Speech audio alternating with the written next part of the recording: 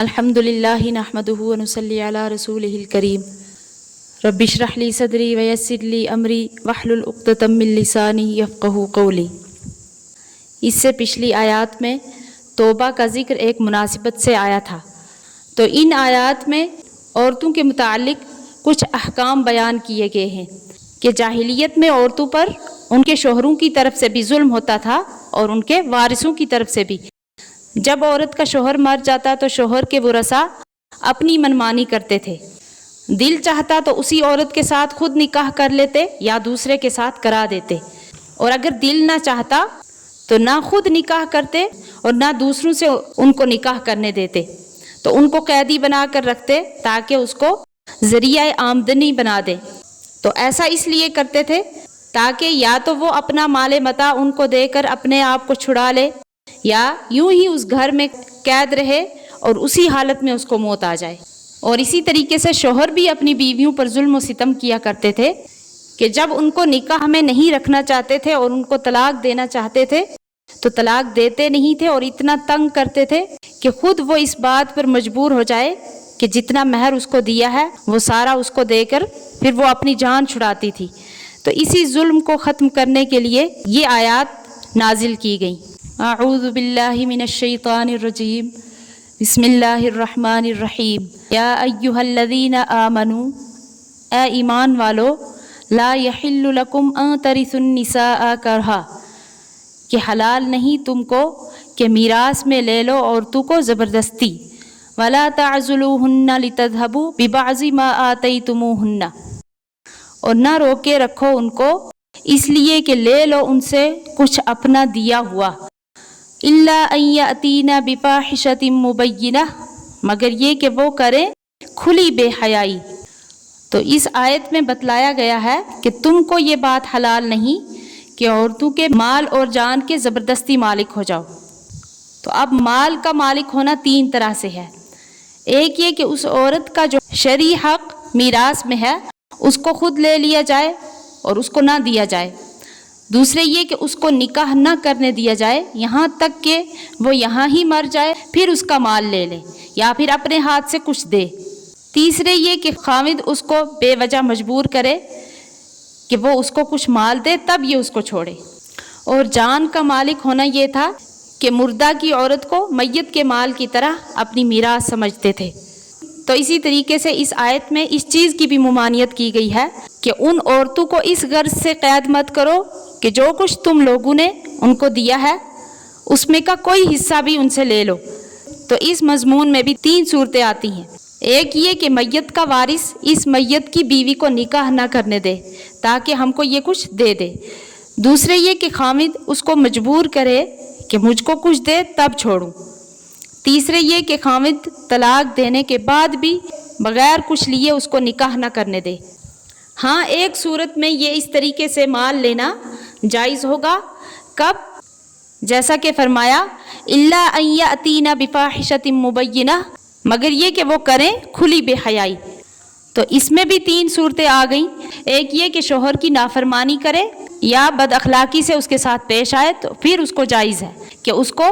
بغیر مال لیے ہوئے جو مہر سے زیادہ نہ ہو اس کو نہ چھوڑے۔ تو اس کے بعد والی آیت میں خاص شوہروں کو حکم ہے وعاشروہن بالمعروف، اور گزران کرو عورتوں کے ساتھ اچھی طرح، فإن کرہتموہن، پھر اگر وہ تم کو اچھی نہ لگے، فعسیٰ ان تکرہوا شیئا، تو شاید ایسا ہو کہ تم کو ایک چیز پسند نہ آئے، ویجعل اللہ فیہ خیرا کثیرا، اور اللہ نے رکھی ہو اسی میں بہت خوبی۔ یعنی عورتوں کے ساتھ اچھے اخلاق سے پیش آؤ اور ان کے خرچ اور نان و نفقہ کا بھی خیال رکھو، اور اگر وہ آپ کو ایسے ہی پسند نہ ہوں مگر ان کی طرف سے کوئی امر ناپسندیدگی کا موجب واقع نہ ہو تو تم یہ سمجھ کر برداشت کرو کہ ممکن ہے کہ تم ایک چیز کو ناپسند کرتے ہو اور اللہ تعالیٰ اس کے اندر کوئی بڑی منفیت دنیاوی یا دینی رکھ دے۔ وَإِنْ أَرَدْتُمُ اسْتِبْدَالَ زَوْجٍ مَكَانَ زَوْجٍ، اگر بدلنا چاہتے ہو ایک عورت کی جگہ دوسری عورت کو،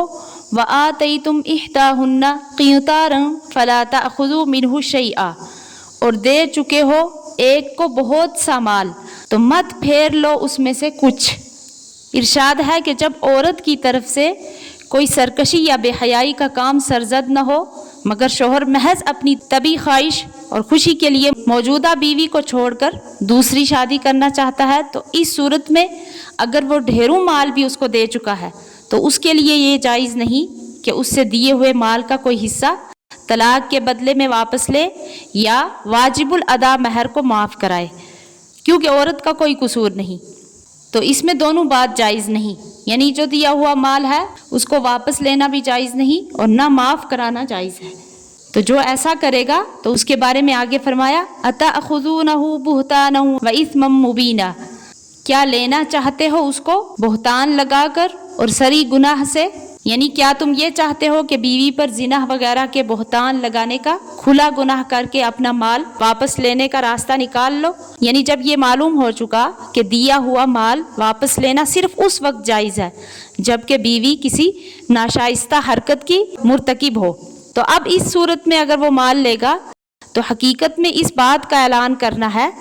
کہ اس نے کوئی ناشائستہ حرکت، بے حیائی وغیرہ کی ہے، خواہ زبان سے اس پر تہمت زنا کی لگائے یا نہ لگائے۔ بہرحال یہ ایک صورت تہمت اور بہتان کی ہے جس کا گناہ اس آیت میں ذکر کیا گیا ہے اثما مبینہ، یعنی یہ کھلا گناہ عظیم ہونا ظاہر ہے۔ اس کے بعد ارشاد فرمایا وَكَيْفَ تَأْخُذُونَهُ وَقَدْ أَفْضَىٰ بَعْضُكُمْ إِلَىٰ بَعْضٍ، اور کیسے اس کو لے سکتے ہو حالانکہ پہنچ چکا ہے تم میں کا ایک دوسرے تک، وَأَخَذْنَا مِنْكُمْ مِيثَاقًا غَلِيظًا، اور لے چکی وہ عورتیں تم سے پختہ عہد، یعنی اب تم اپنا مال ان سے کیسے واپس لے سکتے ہو جبکہ صرف عقد نکاح ہی نہیں بلکہ خلوت صحیحہ اور ایک دوسرے سے بے حجابانہ ملنا بھی ہو چکا ہے، کیونکہ اس صورت میں دیا ہوا مال اگر مہر کا ہے تو عورت اس کی پوری مستحق اور مالک ہو چکی ہے، کیونکہ اس نے اپنے نفس کو شوہر کے سپرد کر دیا،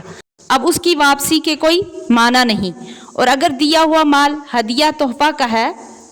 تو بھی اب اس کی واپسی ممکن نہیں، کیونکہ میاں بیوی جو آپس میں ایک دوسرے کو ہبہ کریں اس کی واپسی نہ شرعاً جائز ہے اور نہ قانوناً نافذ کی جاتی ہے۔ اور اس کے بعد جو فرمایا ہے وَأَخَذْنَا مِنْكُمْ مِيثَاقًا غَلِيظًا، یعنی ان عورتوں نے تم سے پختہ اور مضبوط عہد لے لیا ہے، اس عہد سے مراد عقد نکاح ہے جو اللہ کے نام اور خطبہ کے ساتھ مجمع کے سامنے کیا جاتا ہے، اس لیے مسلمانوں کو ان چیزوں سے اجتناب لازم ہے۔ اللہ تعالیٰ صحیح عمل کرنے کی توفیق عطا فرمائے، آمین۔